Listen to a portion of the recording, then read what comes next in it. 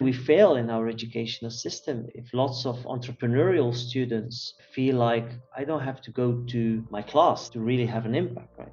If you look at lots of entrepreneurs, they even don't have a diploma. We need to make a new fit for more entrepreneurial minded learners.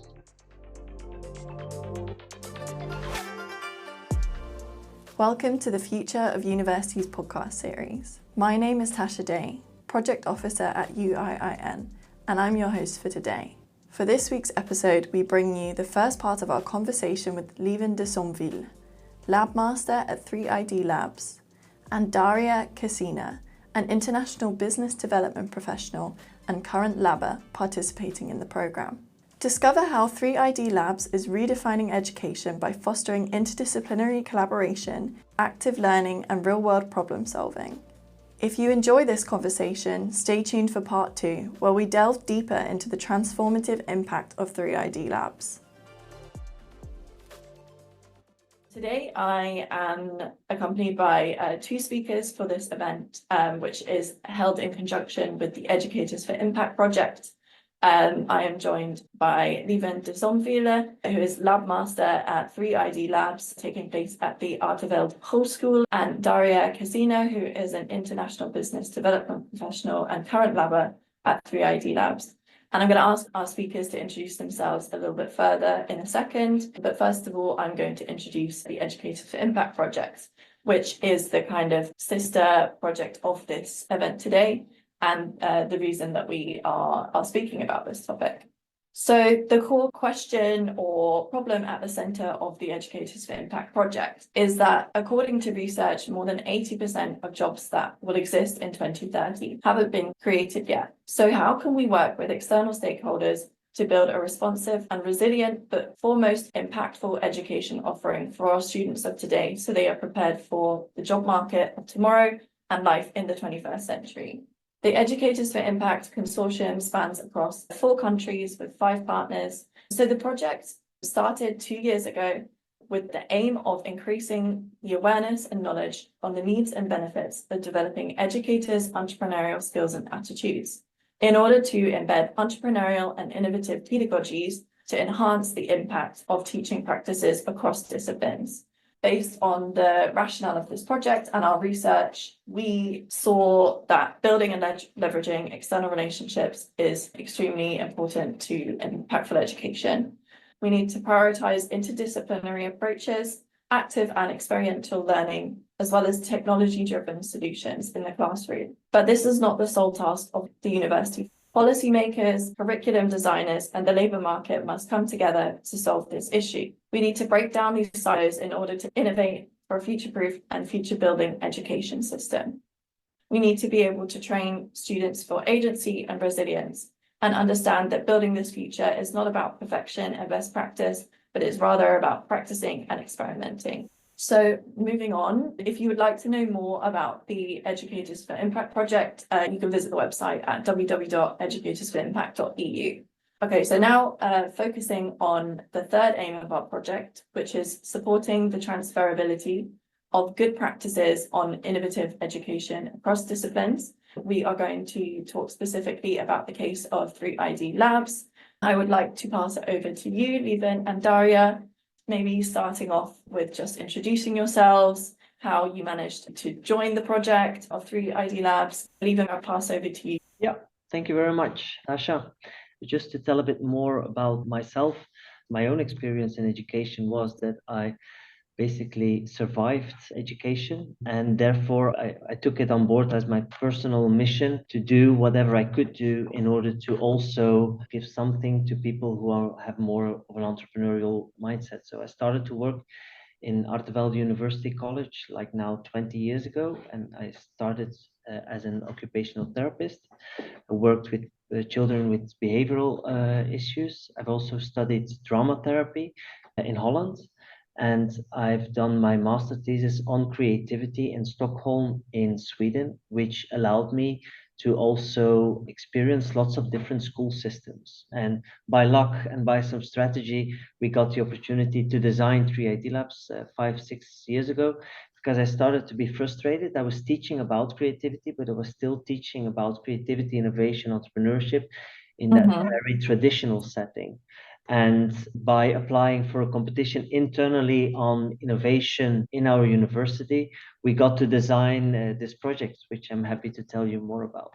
Great, thank you so much. Looking forward to hearing about it. And Daria, would you like to introduce us to yourself and how you also came to be involved with the 3ID Labs? Yeah, I was at the point of my life where I was looking for ways to change careers, but I didn't want to go to a traditional educational system again to go through that. I did that already. So I came across this project and I got inspired by it because for me, the sense of ownership and the freedom and the time and the possibility to collaborate with different people is extremely important. And now I'm here. That's great to hear. And I'm really excited, to hear more about 3ID Labs. And Lieven, would you then be able to give us an introduction to the project?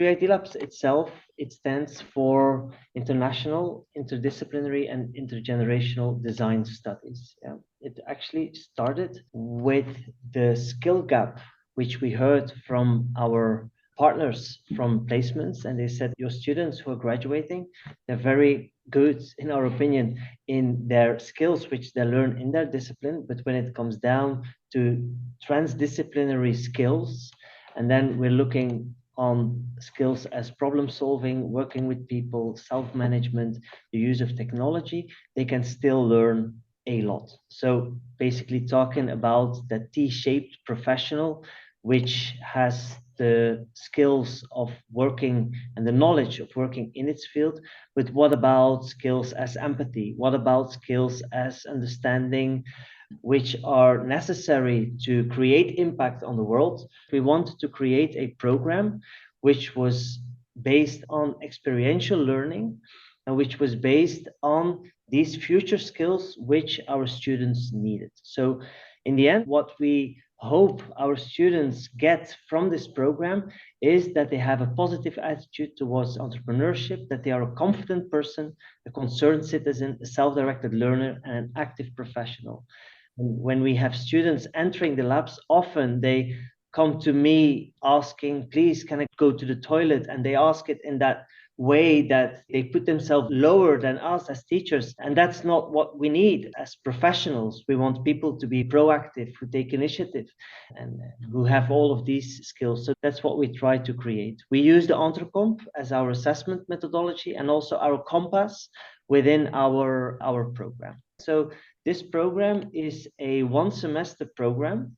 It's a full-time program. Students have 24/7 access to their learning environment or work environment. Everything we do within this program is real life. So we act as if we are professionals, but next to that, we create reflection moments and we create framework moments where we provide students with tools in order to reflect about their own behavior, the behavior of their teammates, and in order to reflect about how they have been facing a certain challenge within these semesters. We use the human-centered design approach in order to solve these wicked challenges. So we select 15 to 20 challenges which are related to the research groups in our university. We are based in Ghent in Belgium, so we collaborate very much with local organizations. And our students have one semester time in order to solve that wicked challenge. It's crucial in our learning design that students are owner of the solution of their challenge, because we want students to be internally motivated in order to go into learning. Right? Our program is all based on self-determination theory, which says that people naturally, they really would like to learn, they really want to learn. How is our program organized very specifically? We are 4 weeks, 5 weeks in our program, and like now this Thursday, we have a GATE presentation. And what's a GATE presentation is the first presentation where our students have to present in front of an external journey which they have never seen. They have done their research on their wicked challenge for the last 4 weeks now. And for the first time, they will have to pitch their point of view in front of that jury. That jury will decide which cases can go on to the next gate and which cases have to stop, because that's also the real life environment which we are trying to install. In our work, sometimes when we propose something, a jury will select it or will not select it. So that's also real life. Of course, what we want to do is we always want to provide that safe environment, because the next day on Friday morning at 10 o'clock, we will have our job fair, where the students who don't have a job anymore, they will have to do job interviews with the teams who still survived the gate. So it will also make our students think about, who am I as a professional and how can I sell myself to other teams? Plus, as a team, if you have survived this gate, you have to think about which competences do we still need in our team. We have gate 1 at the problem definition state. We have gate 2 at the prototyping state. So when students are presenting the solution on the Wicked Challenge. And we have gate 3, which is the very final event in our labs here at the end of the lab. So it works in 3 gates. It means that we have teams which are composed very diverse. Our focus is really on super diverse teams. And by composing these teams, for example, with a healthcare professional, a business professional, and a design student, we teach students in an experiential way to learn to cooperate in these super diverse teams. Great. Could you share with us any particular strategies that you have for effectively managing these teams and members from various different backgrounds and all over the place? The reality is that the practice is very complex, right? So what do? Our currency in the labs is feedback. We learn, labbers, how to deal with feedback. And every 2 weeks, we have 2-week learning circles, which means on Monday, our labbers present their 3 learning lines. The 3 learning lines being their self-management, their team management, and their creative problem-solving learning line. So the human-centered design learning line. By doing that, they will receive feedback from the experts which are in the room, external stakeholders, plus us as lab masters. The next day, they have a team feedback session where they have to give each other feedback on 6 different items. They have to give this feedback in their perceived average of the team culture. So topics are, for example, how much knowledge, how much respect, how much effective effort did you bring into the team? And by doing that, we try to create a culture of that 360-degree feedback. On Thursday in that week, we have the team management presentation, where students will present their management for the next 14 days. And again, they will receive feedback. So by doing that, they try to look up frameworks, because we try to refer them as much to frameworks, and then they try to apply this again. And this is how this works throughout the whole labs. Thank you for sharing that. Moving to Daria, would you be able to also tell us about what kind of a project you're working on and just generally how it's going for you so far? As Lieven mentioned, we are here for 5 weeks now. We are working on a social project connection between residents of retirement care centers and their family members, because there is a feeling, understanding, research that it might be assumed as a task to visit a family member in a retirement home. So that's our wicked problem, which you can imagine is pretty diverse, pretty broad. Yeah, so we are at the stage where we, after conducting our research, we are defining our problem. We are trying to narrow down who we are designing for, who will be our stakeholders. And I'm pretty excited about the gate on Thursday. As you even mentioned about the feedback, we already had a pre-gate today, which we got quite intense feedback. So there is stuff to do this week. Yeah, so that's the process. That's where we are now. I can say that within this 5 weeks, I learned in a very intense pace so many things that otherwise it takes years for people to learn in the work environment if they're coming there from their traditional educational system. For example, this feedback, it takes years for teams to learn to do that. And here you learn it very fast, hands-on. That's a great example of, I wanted to ask you what skills and knowledge you feel you are gaining from your time at 3ID lab programs, and specifically ones that you feel will be most valuable for you now you're going ahead and you're looking for a new opportunity in your future career. What do you feel you are developing in this program? I feel that I understand better the concept of leadership the skill set of a leader. And by leadership, I don't mean being somebody's boss. How do you interact in a team? How do you motivate? How do you delegate? How do you guide your team members, people you're working with, to become a strong, effective team? And I believe it's very important because teams improve the world, teams change the world. So you need to be able to do that. On that note, how do you feel that this collaborating with teammates from diverse backgrounds and disciplines contribute to your personal as well as professional growth? Yeah, you learn different perspectives. So you learn to hear, to observe, not to judge. And then, given that these are your teammates, you have a shared goal. So you learn to communicate in a broader sense. You hear inputs of people from different backgrounds. So you're like, okay, so that's also the way to do it. Let's think about it, how we can do. So you constantly challenge yourself. Is that correct? Is it my value or something I learned? Because here are clearly people who can do that in a different way. Let's look into that. That's very useful. And even, is this something that you expected would be the case when you were introducing people from many different backgrounds and disciplines, that they would push each other's ways of thinking? Let me go back to the beginning of 3ID in order to answer this question. We actually adopted this concept from our Finnish colleagues at OMK University in the north of Finland, in Oulu. And there they designed this program because of a factory who moved away from there. And there they asked the employees, what kind of skill sets do these students which are coming to work at your place, what are they lacking? And one of the items was empathy, how to learn with differences.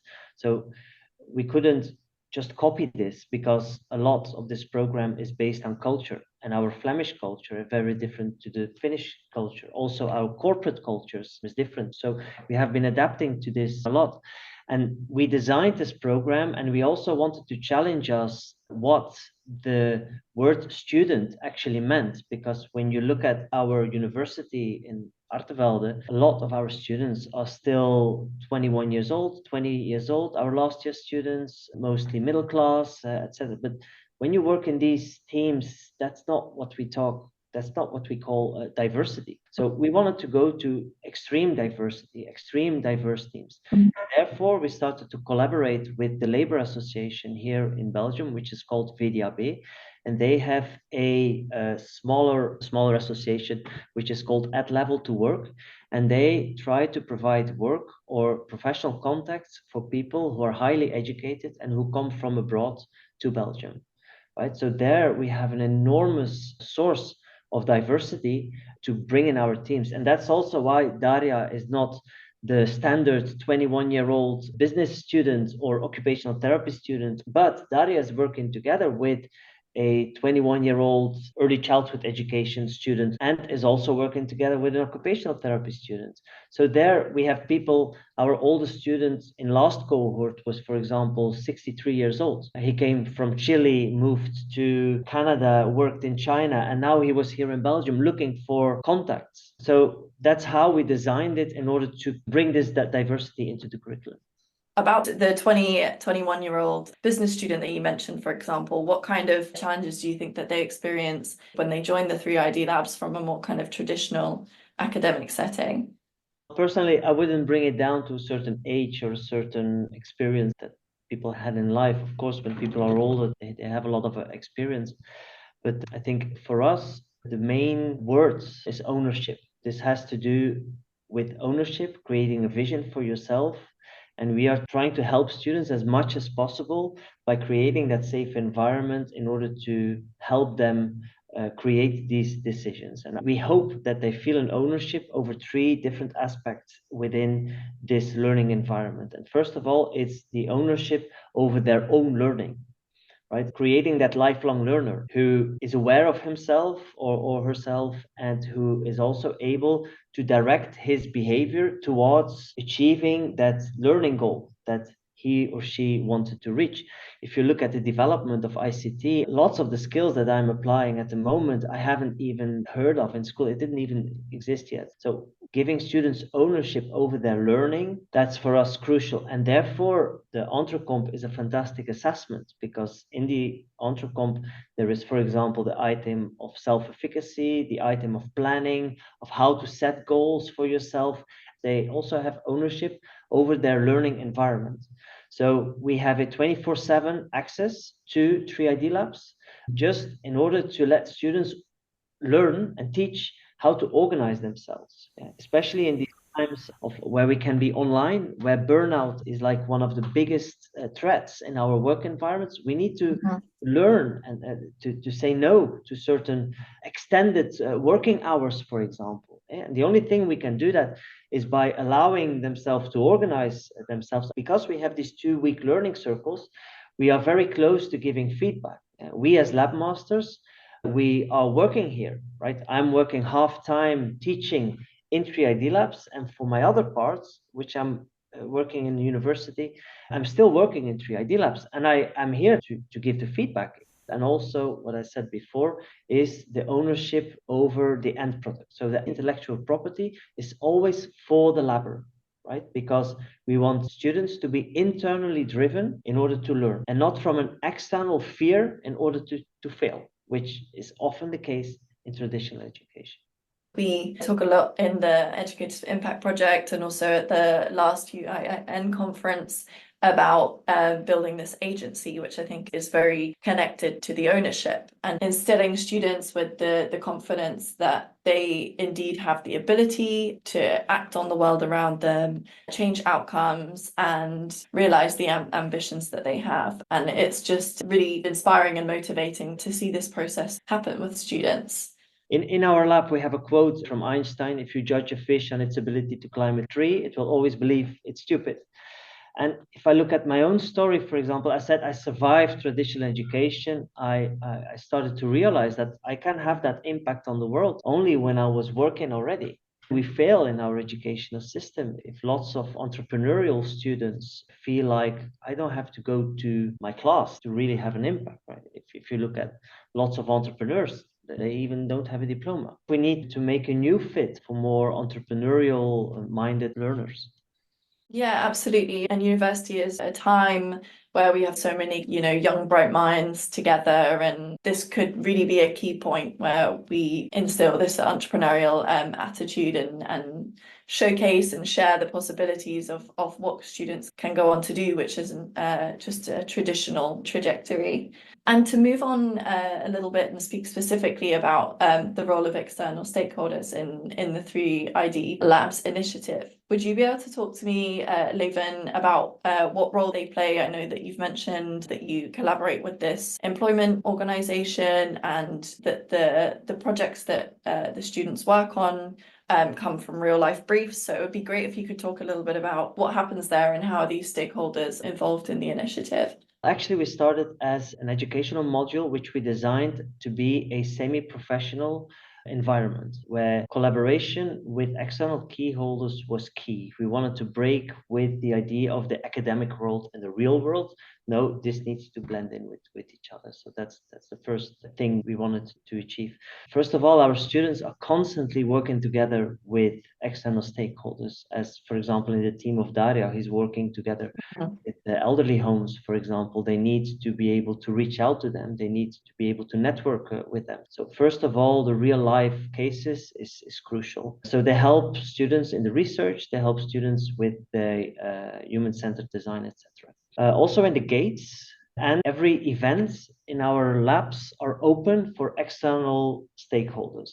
So when students are doing their end of circle presentation, if they're doing their team management presentations and colleagues want to come or other partners want to come, we always invite them and we always give them a platform to give their point of view, to give their feedback. And because this is a real life environment, external stakeholders are all the time incorporated in the way how we work.